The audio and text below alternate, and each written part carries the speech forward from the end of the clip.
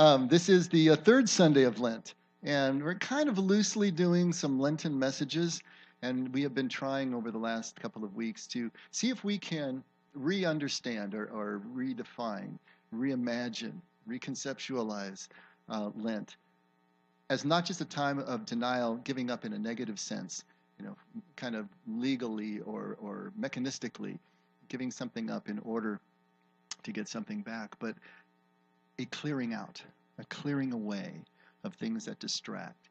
And so it's really a positive sense of leaning further into presence, leaning in further into moment by clearing away the things that would get between us and everything that's real, everything that's right here and right now. So we've been trying to do that, and so we're going to take another kind of sideways journey into that space and that Lenten space as well. I was turning the channels last week and happened across Chariots of Fire. And I don't know if you've seen this movie or remember this movie, 1981. So if you can remember it when it's new, you're as old as I am, you see.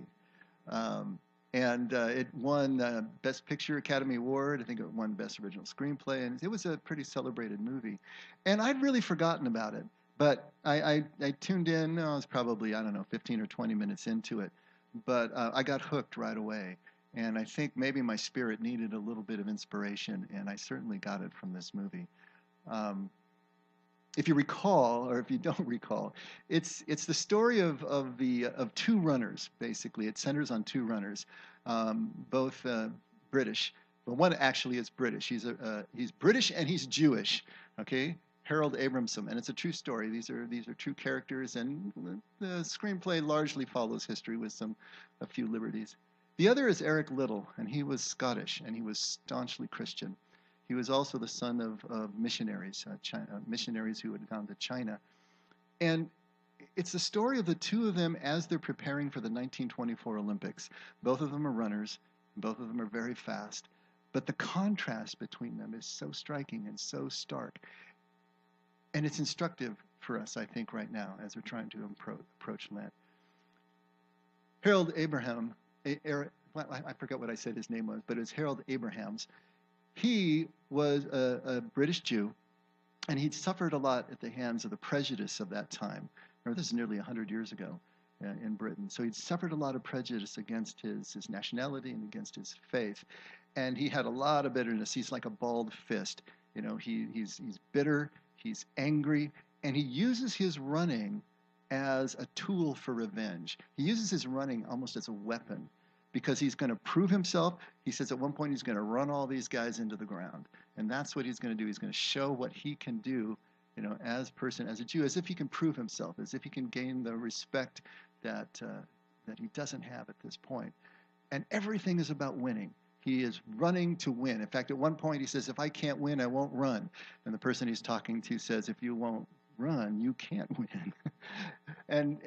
But that's it. When he does lose, it's devastating to him. He is obsessed. He is just focused so much on this. And even as an amateur, he hires a professional trainer to prepare him for the Olympics. And they watch him going through all of these antics, and the school comes down on him for hiring a professional when he's supposed to be an amateur, but he blows them off, and he's just single-mindedly driven, obsessed to win these games. And that is contrasted with Eric Liddell. Eric Liddell was born in China to missionary parents there, Scottish missionaries, and he came back to go to school. And he had gone to school in London, then he was at the University of Edinburgh. And as he's preparing for the Olympics, he is running into conflict with his sister. His sister, Jenny, is absolutely obsessed that he needs to be a missionary and that his running is taking his time away from that preparation and that work and getting back to China to continue the real work. And so Eric finds himself kind of sandwiched between Harold and Jenny, who in a very real way are the same person. They're just on opposite sides of the fence. They both have an agenda. They are both looking for every moment to be a launching pad into the outcome that they're seeking, whether it's winning the games for those reasons or whether it's getting back to do God's work in China. But you see this conflict brewing between him and his sister, as he is spending time preparing for the games. And it comes to a head when he finally just takes her. And I want to read this so that I get this right. He says, Jenny, you've got to understand. I should have Bob read this because he'd do the accent right. You got to understand. He says, I believe that God made me for a purpose, for China, but he also made me fast. And when I run, I feel his pleasure. When I run, I feel his pleasure. To give it up would be to hold him in contempt. And to win is to honor him. To win is to honor him. See, there's a whole different mode of operation that Little brings to the games and to his sport.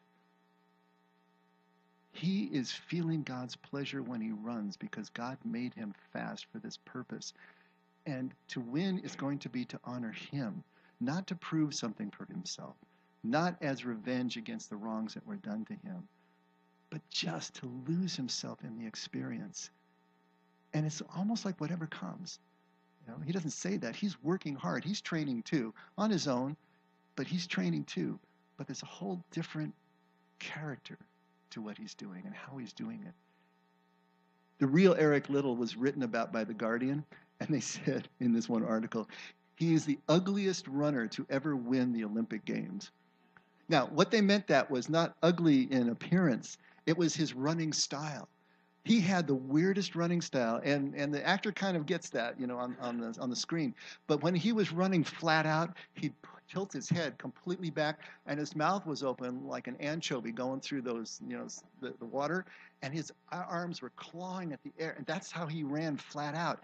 And it was the most unorthodox, ugliest style you could imagine. And of course, the Americans and others were laughing at him, ridiculing him for that style. And even Harold Abraham said, hey, it may be unorthodox, but he gets there. There was a great story that I read as I was just reading more about the real Eric Liddell when he was doing a 440-meter race in Glasgow. And he was taking the last lap, and he was way behind the leaders. And there was a visitor in the stands who was, you know, sitting next to a local. And he said, wow, he's going to be hard-pressed to win this race. There's probably no way he's going to do that. And the local just said, when you get this, his head no back yet. How would I say that in Scottish? His head not back yet. And right as he says that, Little throws his head back, opens his mouth, and he just like finds another gear. It's just, and he wins that race. There was something about when he tilted his head back, he was in another zone. He was in God's presence. You just know that. You know, when you watch him run, he doesn't care what he looks like. He doesn't care who's laughing about it. He is completely immersed and abandoned to this act of feeling God's pleasure as he runs. It's so striking because it's so different from the way we normally process things. As he's approaching the 1924 Olympics, he realizes that his main heat, his 100-meter race that he's favorite at, is going to be run on a Sunday. That's the Sabbath. He refuses to run. And everybody is pressuring him, trying to get him to run this race. It's the Olympics, for crying out loud. God will understand. And he says, no, I won't do it. So he's swapped out and he runs the 400-meter, which he was not that good at, right? The 400-meter, but at least it's not on Sunday. And this hits the papers, and everybody knows about Eric Liddell and his staunch decision to honor the Sabbath and honor what he was all about. You know, it's an amazing thing. And as he is approaching in the movie now, he's approaching the start of the 400-meter race in the Olympics. All of the competitors, all of the field, they're stretching and they're putting their hands out here and bringing their knees up and running in place and getting all warmed up. He's got his sport coat on over his running shorts, and he's just walking up and down and introducing himself to each one of his competitors and shaking their hand and wishing them good luck in the race. And they're looking at him like, what in the world? And watch him go by. He's completely relaxed. He is just in his space, because he's going to feel God's pleasure when he runs. And of course, he wins that thing. And not only did he win that thing, he set a record an Olympic record and a UK record that lasted for 23 years or something like that. You know, it's amazing what we can do when we're feeling God's pleasure rather than pushing, pushing, pushing. But after he won the gold and after he graduated from the University of Edinburgh, he immediately went back to China in 1925. And I wanted to read you a little bit because this is what really struck me. And this, of course, is after the movie ends and the credit rolls. But he was in China for 25 years, from 1925 until 1945, and he died there in an internment camp, Japanese internment camp. But just listen to a little bit about the quality of this man in his service in China. While he's best known for his athletics, Little's true passion was found in his missionary work. Little used his athletic experience to train boys in a number of different sports. One of his many responsibilities was that of a superintendent of the Sunday school at Union Church, where his father was a pastor. During his first furlough for missionary work in 1932, he was ordained a minister of religion.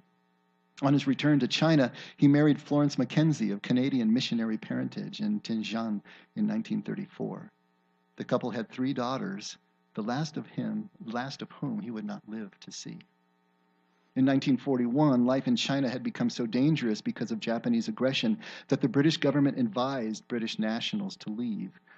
Florence, who was pregnant, and the children left for Canada to stay with her family when Little accepted a position at a rural mission station in Zhejiang, which served the poor.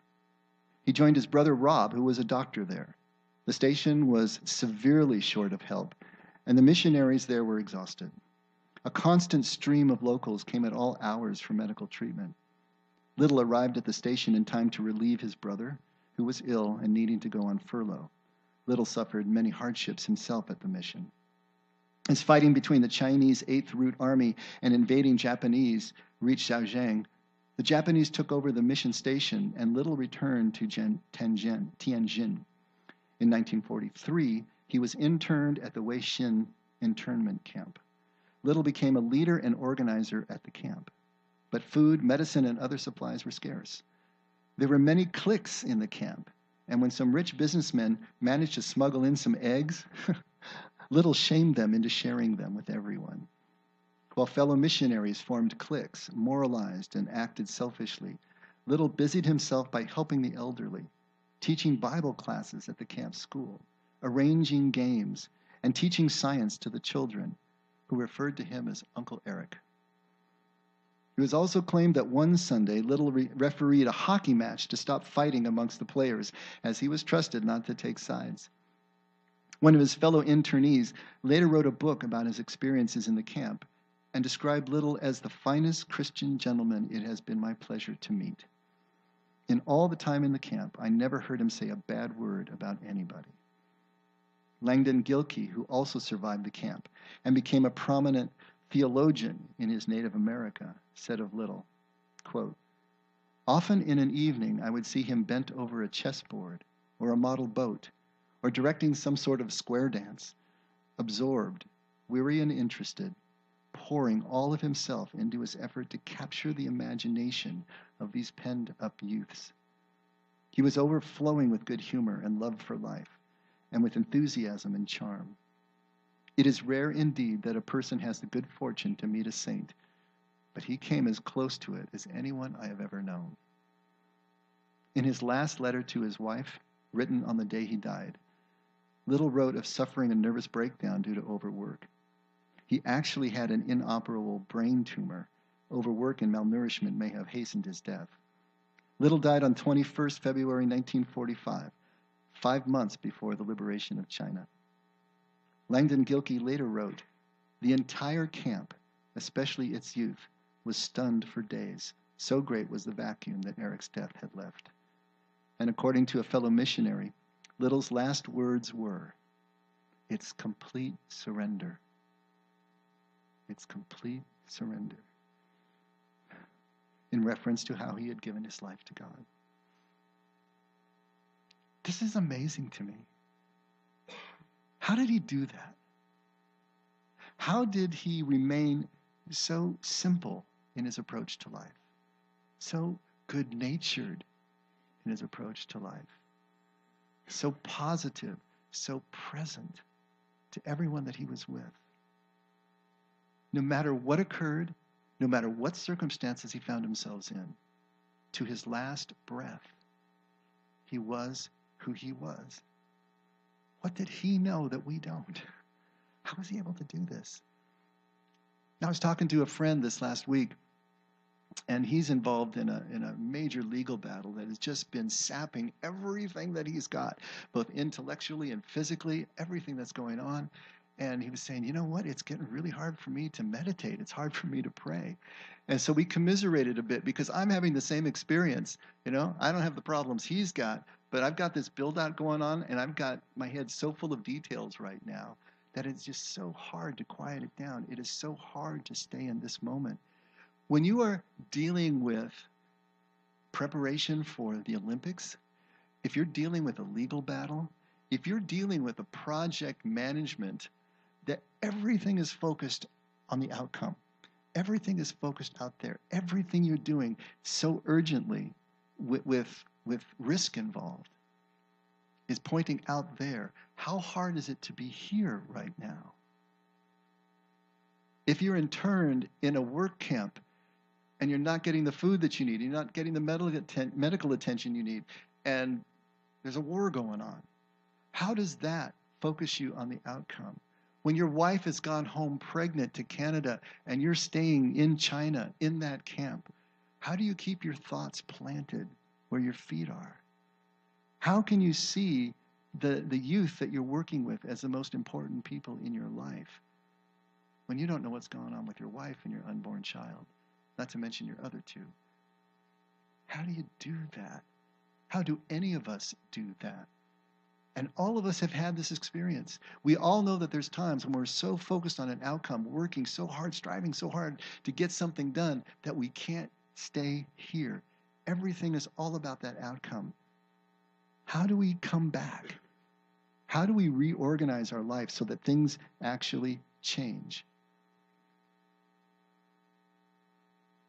There is a balance that I think little found between doing and being.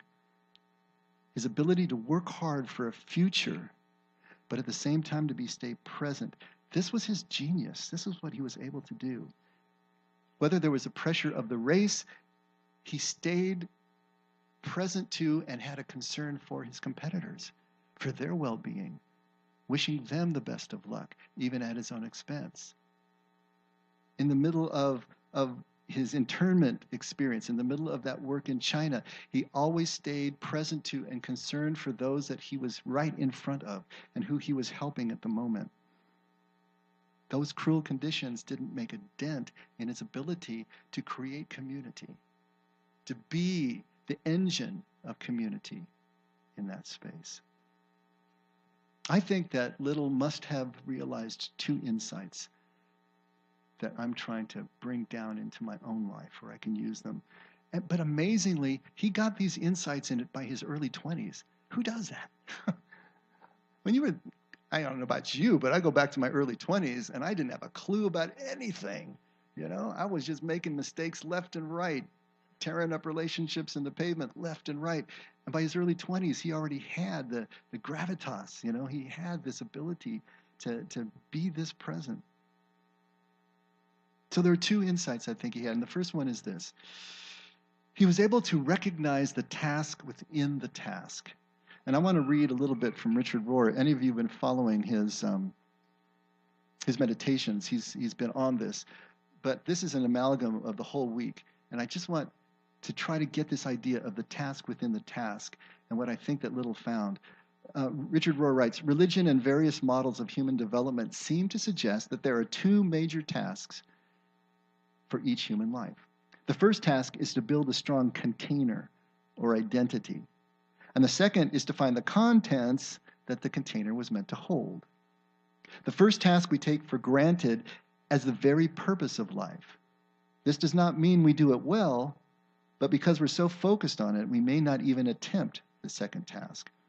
During the first half of life, we invest so much of our blood and sweat and eggs and sperm and tears and years that we often cannot imagine that there is a second task, or that anything more could be expected of us. It takes much longer to discover the task within the task, as I like to call it. What we are really doing when we are doing what we're doing. You get that? What are we really doing when we're doing what we're doing? Remember wax on, wax off? What's he really doing as he's waxing the cars? He's learning to fight. He's learning karate. He's learning the pure moves. But there's a task within the task that he doesn't see until later. Think about Little running the race. He saw through to the task within the task, which was feeling God's pleasure as he ran, not just running to win. When he was teaching children, it wasn't just that they got factoids in their heads. It was the connection. It was the relationship that was being developed.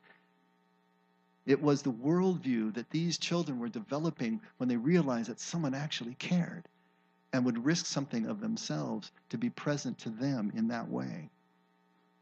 That image of him just playing chess or bending over a model boat, anything that he could do with those kids to further this relationship. It was our square dance. It's like it didn't matter what the task was, whether he's running in the Olympics or if he's playing chess in internment camp with Chinese boys. It's all the same to him because he's seen the task within the task. The outer task, no matter how spectacular, lofty, celebrated, or how invisible, doesn't matter because he's seeing the interior task. He's seeing through the task to the deeper meaning within it. And so he could apply himself equally to whatever he did because he was connected to that. Back to Rohr. It takes so much longer to discover the task within the task, what we are really doing when we are doing what we are doing. We had to do all the wanting and the trying and the achieving and the self-promoting and the accomplishing in the first half of life. But in the second half of life, we start to understand that life is not only about doing, it's about being. Most often we don't pay attention to this inner task until we've had some kind of fall or failure in our outer tasks.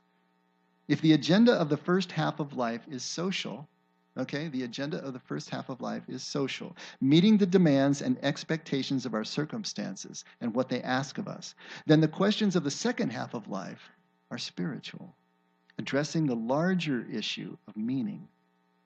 The psychology of the first half is driven by the fantasy of acquisition, gaining ego strength to deal with separation, separating from the overt domination of parents, acquiring a standing in the world. But then the second half of life asks of us and ultimately demands relinquishment. Acquisition, relinquishment. Relinquishment of identification with property, roles, status, provisional identities, which will in the end be experienced as a newfound and hitherto unknown abundance. There's the paradox there. Acquisition versus relinquishment. God's will, we've always talked about in here, I've always talked about in here, as not a what, but a how. Think of it in these terms right now. God's will is not a what, not the tasks of the first half of life, not those outer details, but it's the how, the meaning of the second half of life. The way that we do what we do, that brings the meaning, that allows us to see the connection that's happening underneath the task, allows us to feel God's pleasure when we're doing it, when we're moving through. This is, I think, has to be, whether he understood it cognitively this way, this has to be where he was going, that he could do what he did. Abraham's was a first half of life stand-in, first half of life symbol, right? The race and winning was everything to him. It was all of his identity. Jenny is a first half of life symbol as well. Her religious duty was everything, and she was completely identified with that, and she wanted her brother to be identified with it as well. But Little is a second half of life metaphor, second half of life symbol. The race, just feeling God's presence, honoring God. Religious duty for him is not an obligation. It's a passion for leaving people better than he found them, whether they're on the track or whether they're in China in an internment camp. And by seeing through those outer tasks to the inner task of God's will, how God's will works, Little found, I think, his second insight. And for me, that's radical acceptance. Radical acceptance. If you think about it, the first half of life is about change. We're changing everything because we, either as children, as young adults, as adolescents, feel that we're not enough. We've been told that we're not enough. We've been told that we don't measure up. We don't have enough money. We don't have enough stuff. We don't have the standing that we need in life. We don't feel secure. And so we have to change. We have to continue to change until we can acquire enough stuff that will bring us into what we hope is going to be that sense of fulfillment, that sense of final security. But there never is enough to fill that hole, ever. And if you turn the corner into the second half of life, if you finally let that fall for a second, what you find is that the second half of life is about acceptance. That each moment and we in it are just enough if we will let them be. That each moment and we in it are a perfect combination if we will let them be. And even as we keep working for change, even as we keep working for the things that we need in life, for us or for our children, we can accept right here and right now where we are and who we are. I mean, if you really think about it, this is Jesus' message. This is what is the good news? If not the ultimate expression of a love that is so complete, that is so unconditional, that we are okay right here, right now, that we are completely accepted, that we are completely loved right here and right now. Don't need to change anything to be that. But at the same time, once we do rest in that acceptance, rest in that ultimate love from God, then transformation becomes possible. The change becomes possible.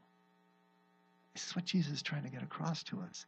Acceptance and transformation work together in a way that we didn't understand.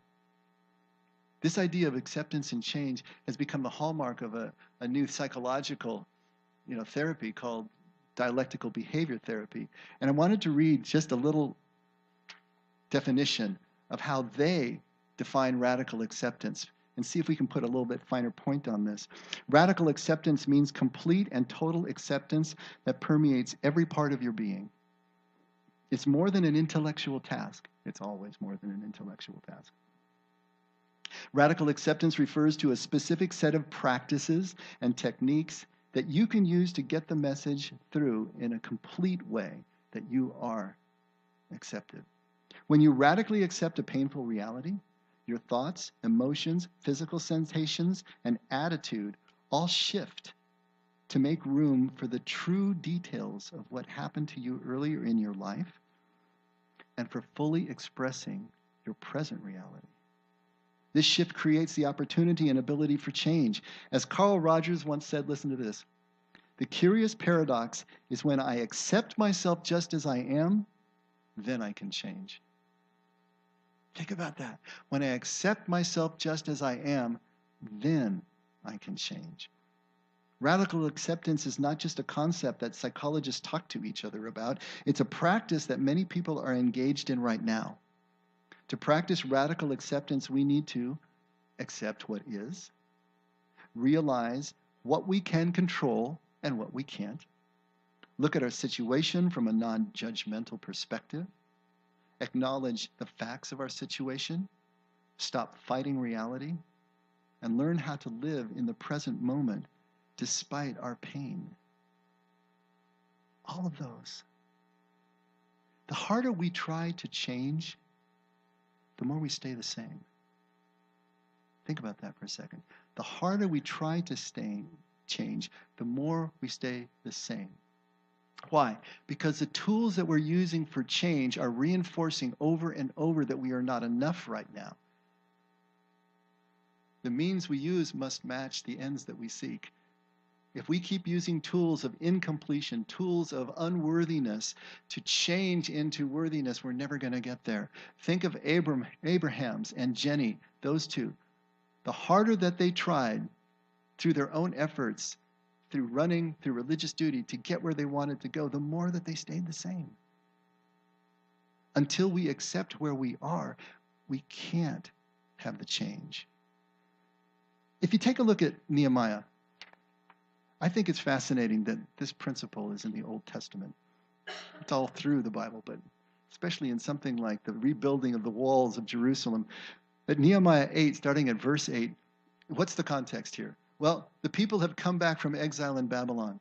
Because of their apostasy, because of their lack of faith, because they didn't listen to the prophets, the Babylonians came in, conquered them, and dragged them off into exile, into Babylon. 50 years later, the Babylonians are defeated by the Persians, and the Persians let them come back. And so Zerubbabel rebuilds the temple, and Nehemiah rebuilds the city walls around the temple. And so as the walls have been completed, they gather all the people together in the court of the city, and they read them the law. And they're reading it in Hebrew. And you notice this first line. They read from the book of the law of God, translating to give the sense so that they understood the reading. Why did they have to translate? Because the people came back from Babylon speaking Aramaic instead of Hebrew. The Hebrew, what was written, the law was written in Hebrew. They read it in Hebrew, and then they had to translate it so the people would understand. They lost so much in this process. They lost so much of, they lost their city, they lost their temple, they lost their homeland, they lost their language. And now they're coming back. And then Nehemiah, who was the governor, and Ezra, the priest, and the scribe, and the Levites who taught the people, said to all the people, "This day is holy to the Lord your God." I think I missed something there. Yeah, this day is, do not mourn or weep. For all the people were weeping when they heard the words of the law. And he said to them, "Go, eat of the fat, drink of the sweet. Send portions to him who has nothing prepared. For this day is holy to our Lord. Do not be grieved, for the joy of the Lord is your strength." So the Levites calmed all the people, saying, "Be still, for the day is holy. Do not be grieved." All the people went away to eat, to drink, to send portions, and to celebrate a great festival, because they understood the words which had been made known to them. Why were the people weeping? Because they didn't keep the law. Because they didn't listen to the prophets. Because they brought on themselves the destruction that was foretold to them if they kept on the path that they were going. They brought the exile on themselves. They failed God. They failed themselves. They failed their family. For all they know, they failed their posterity. And they're looking at themselves right now as not good enough, as a broken people. It is said that when the people saw the second temple that Zerubbabel built, they wept because it couldn't compare at all to the first temple of Solomon. And so even as things were being rebuilt, they were just a shadow of what they were before. And so there is shame. There is regret. These are a people who are locked in the past, a past that they can't change, but they also can't escape from either, they think. They're locked in their sin and their understanding of their sin, and they can't accept the present conditions in which they find themselves. And this is where Nehemiah steps in. And this is the genius of Nehemiah, the genius of little, and the genius of Jesus, and the genius of our God. And he says, don't grieve. Eat and celebrate. Celebrate this day. Celebrate right now. You can't change the past, but you can accept that the Lord's joy is undiminished even now. Even as you stand in the rubble, even as you stand in the shadow of what was, the Lord's joy is undiminished. Accept that the Lord still loves you, carries you today, as he always has. And let the Lord's joy be our strength. When we have none, let the Lord's joy be our strength. Don't grieve. Move back into the present. Let the past be the past. How does Solomon put it in Ecclesiastes 9? Pretty similarly. Go then, eat your bread in happiness and drink your wine with a cheerful heart, for God has already approved your works. God has already accepted your works. God's already approved your works. Now go enjoy them. This doesn't require change right now. It just requires immersion. Let your clothes be white all the time, and let oil not be lacking on your head. Enjoy life with the woman whom you love all the days of your fleeting life, which he has given you under the sun. For this is your reward in life and your toil in which you have labored under the sun. See the immediacy of it? See where he's going? But there's one little detail here that I think is worth noting, where he says right there, enjoy life with the woman whom you love. I know it's a little sexist there. How about enjoy life with the man that you love? All the days of your fleeting life. That word, fleeting, in Hebrew, is habel. You know what habel is? Habel, everywhere else, is translated as vanity in Ecclesiastes. Everything is vanity. And you know what this word really means originally was just a vapor or a breath. It meant something that was insubstantial. It meant something that was transitory. It meant something that was here and that was gone and it was unsatisfying. It meant that it was utterly pointless, meaningless, worthless.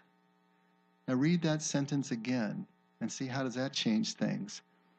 Enjoy life with the woman whom you love all the days of your meaningless life, which he has given you under the sun. What in the world is Solomon talking about? Our meaningless, pointless, worthless life that God has given us? See, what the whole book is about and what Solomon has understood is that all the tasks that he set himself to, whether they were civic works, whether they were conquest, whether it was wisdom itself, was vanity. It was worthless. It was the outer task. And until and unless he and every one of us can see through the worthlessness, the meaninglessness of that outer task into the inner task, then this life is worthless. This life is meaningless. Of course it's not. But it's meaningless until the moment that we see through the meaningless of the doing. That winning a race is meaningless until we feel God's presence while we run.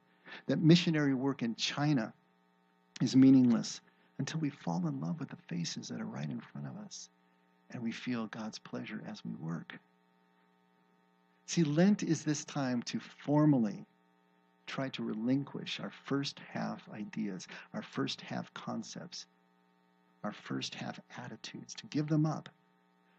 But even here, anything that we deny ourselves, anything that we fast is also meaningless until we break through. How does Jesus put it at Matthew 6? Whenever you fast, do not put on a gloomy face as the hypocrites do, for they neglect their appearance so that they will be noticed by men when they are fasting. Truly, I say to you, they have their reward in full. But you, when you fast, anoint your head and wash your face so that your fasting will not be noticed by men, but by your Father who is in secret. And your Father who sees what is done in secret will reward you. Lenten fasting, anything that we do of a religious duty or a religious obligation is meaningless in and of itself until the moment it's not a task anymore, until the moment it's not an obligation anymore, it's not a denial, a restriction anymore, until the moment that we just feel God's pleasure in the running. And at that moment, it means everything. To see through even our religious tasks and duties that either we set for ourselves or are set from the outside, and move into that radical acceptance of understanding this duty isn't going to make me worthwhile. This duty isn't going to make me loved. I'm already that. And if I keep trying through this task to be accepted, I can't change. But the moment that I realize I am accepted, I already have. This is how we need to turn this around. See through that task and realizing that either having or having not is what is really meaningless in life. Having not. We put so much focus on that. But in the having not, in the clearing out that we can do, we can finally begin to experience the acceptance of what remains when we take all that stuff out of the picture. Because when all we have acquired is gone, all that's left is what's true. That's what this way of Jesus is all about. When everything that we think is important is displaced, what is left is what is true, and the truth makes us free to be what we already are, completely loved sons and daughters of our God. Let's pray.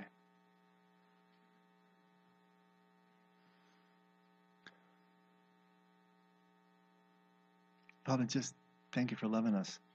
Thank you for accepting us completely, as imperfect as we are, as broken as we are, as regretful as we often are.